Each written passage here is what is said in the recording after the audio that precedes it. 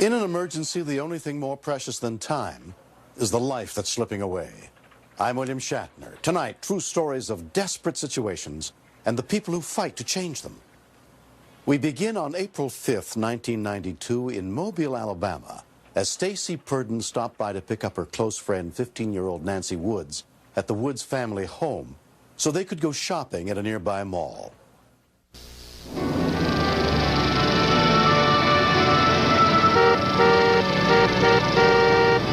Stacy came up, and Nancy and Stacy, and they wanted to go riding.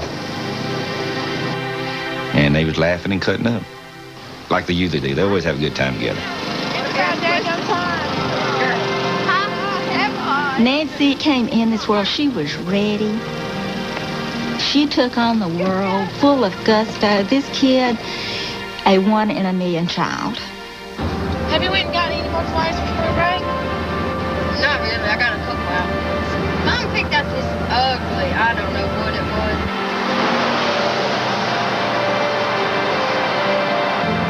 Traffic's slow. Yeah, it is.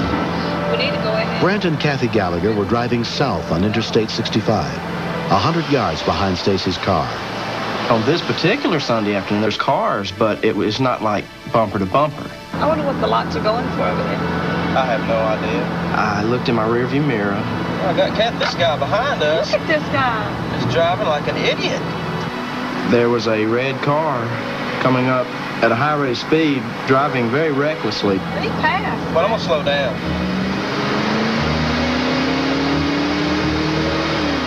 Oh, God. This is a young boy's hot rod car joyriding. Brent said it's nuts like that to get people killed. Yeah. See, now I don't know why that fool back there wants to cut in like that.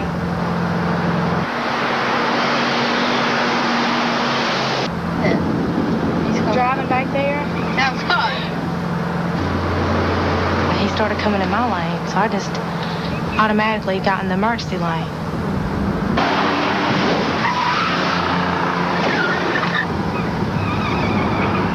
It was like a feather in the wind, flipping across the interstate.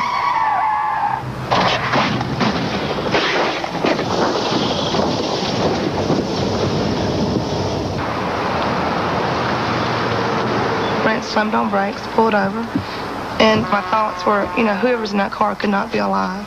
And then my second thought was, what's he going to see when he gets down into that car? When we continue. The goriest thoughts were going through my mind because I just saw a car do the most incredible thing I've ever seen in my life. You all right?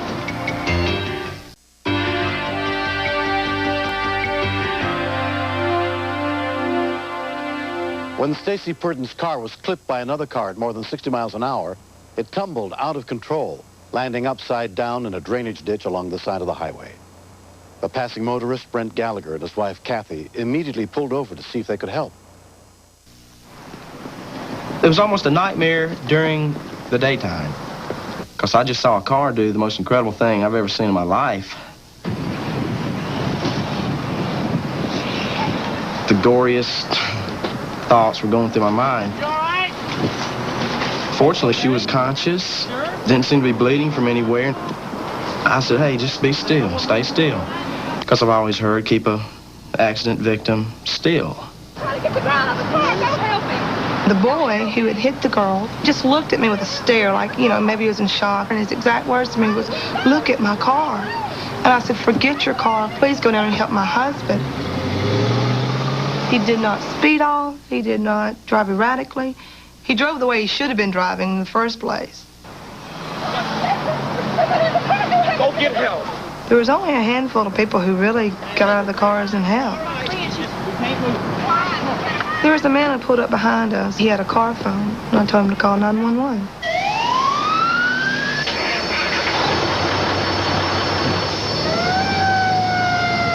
Don't move, not move. Alan Upchurch also saw the accident and stopped to help. You see a lot of wrecks, but when you see a car upside down, the blood gets a-flowing. Somebody's hurt. She was very shaken, and then it's almost as if she just all of a sudden came to and said, where's my friend? So you had somebody with you? Oh, God. In a car accident, I figure she could have been thrown 100 yards, who knows? So we're looking everywhere. We looked both ways down the ditch there, up and down the interstate, over the fence towards the service road. Foot, man, we got a foot right here. I reached down there to grab her ankle to see if she had a pulse, and she moved it. You know, it wasn't like a muscle spasm. I mean, she moved it good. You know, I said, this girl's alive. You know, we need to get the car up. One guy said, no, hey, man, we can't move the girl that's in the car. And I said, we got a human being underneath this car. Let's do what we got to do. When I grabbed her ankle, I felt like that gave her hope. She knows somebody's there to help her.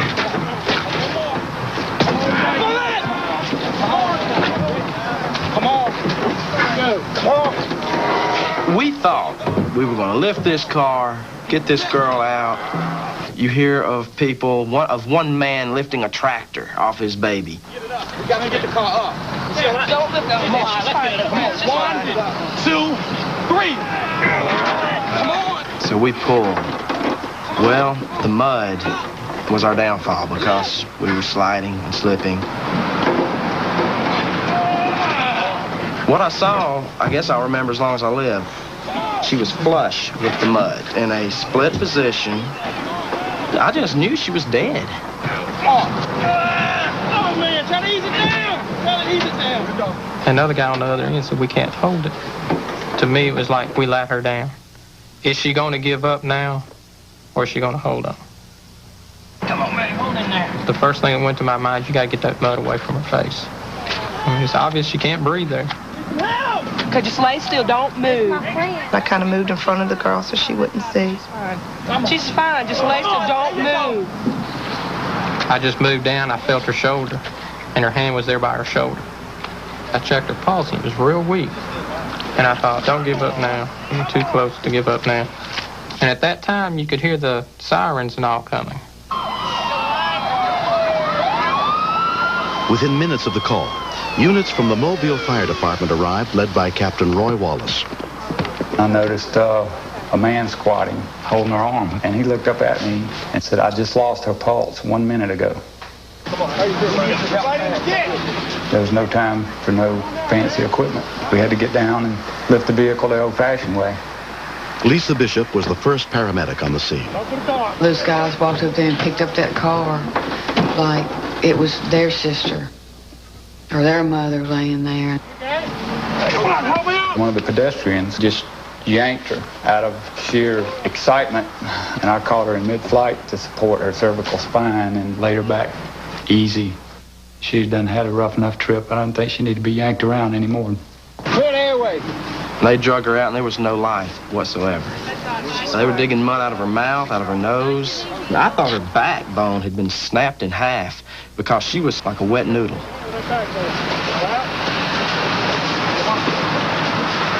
My shoulder, I knew it hurt, and I knew something was wrong with it, but I was worried about her. I said, please tell me she's not going to die, you know. And the woman said, we just don't know. Paramedics radioed ahead to Spring Hill Memorial Hospital, less than a quarter-mile away, and spoke with emergency physician Larry Ennis. The rather excited voice came on the radio and said, Dr. Ennis, we've got a trauma arrest and we're at your back door. And by the time I'd hung the microphone up, the doors were opening and in rolls this gurney bearing this mud-covered body. I started crying, standing there begging her, because I knew that I was going to lose her. I took it personally. Fixed the midpoint on the eyes. Any pulses? I got a faint radio. We really thought we were working with someone who was dead, but the fact there was a pulse there just turned us on. She began to move around a little bit, and very quickly her pupils became reactive. These were all very good signs. One of my standard questions when people come in the emergency room is, were you wearing a seatbelt? I already know the answer. People that wear seatbelts don't come to the emergency room. Come back, girl. Come on. We got a little blood pressure back. Her neck was okay. Her chest x-ray looked okay. Didn't find any signs of other major injuries, so this apparently was almost a pure suffocation, a pure drowning. Starting to get some spontaneous respiration. The mud probably protected her from any major crush injuries of the vehicle itself, but it also kept her from breathing. She's still unconscious, she's comatose, but at least we've got some vital signs back on her. Nancy's father, Philip Woods, was briefed about her condition as soon as he got to the hospital.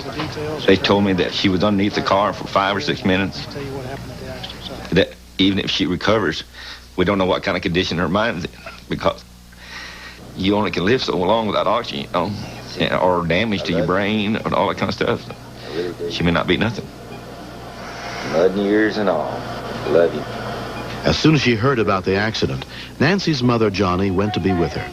Come on. You can't allow yourself the luxury of going nuts.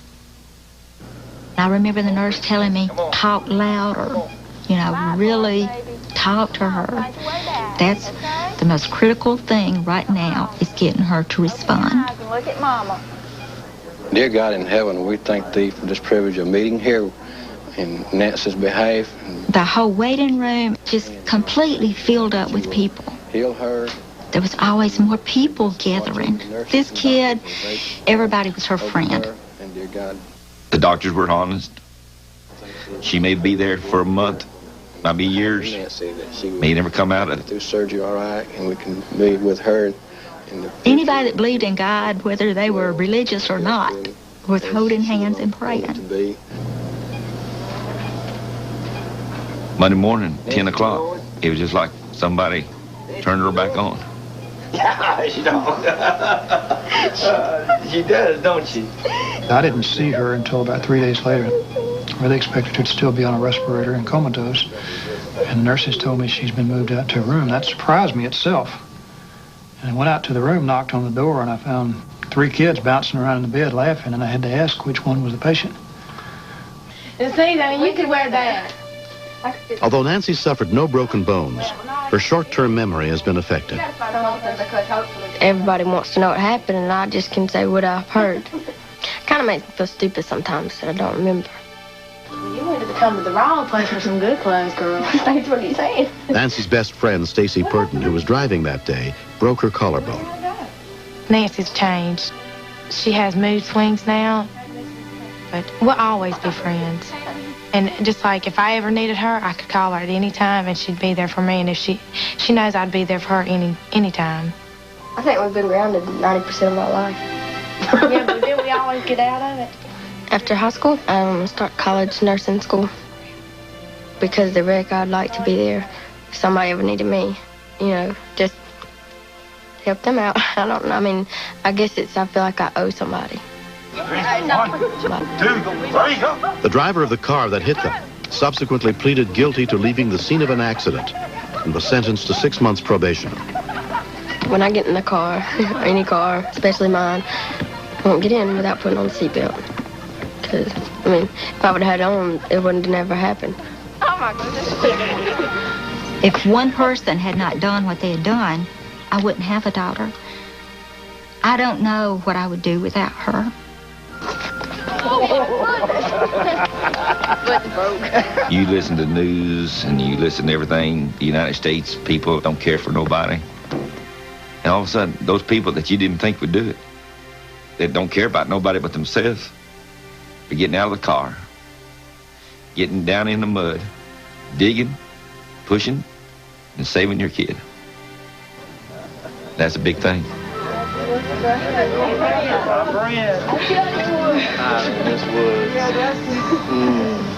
I don't feel like a hero.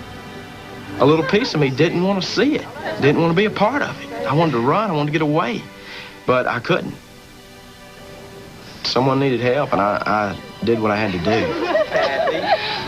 Nice meeting you. Appreciate it. Yes, sir. You're very welcome. I'm just glad we're meeting under these circumstances. It really is great. She died a couple of times is what we understood. You don't want to kiss your daughter or your children goodbye in the morning, then get a call that you won't see them again. I just feel that one day I know I'll need someone, or someone I love will need someone, and I just hope someone, whether they know them or not, will help. And I was trying to stay in front of her so she couldn't see her, because she didn't. She didn't know like she'd be here. Please don't cry. Y'all don't know what we She is my little Nancy back. Her smiles and everything. And any other problems we got, I can live with it. People think that's a small thing to ask for, is a smile. But if you've seen her in that mud, it's enough. I appreciate it. I really do. Next. I thought, well, he's just playing or seeing how long he can hold his breath, maybe. But then his body went down to the bottom of the sand.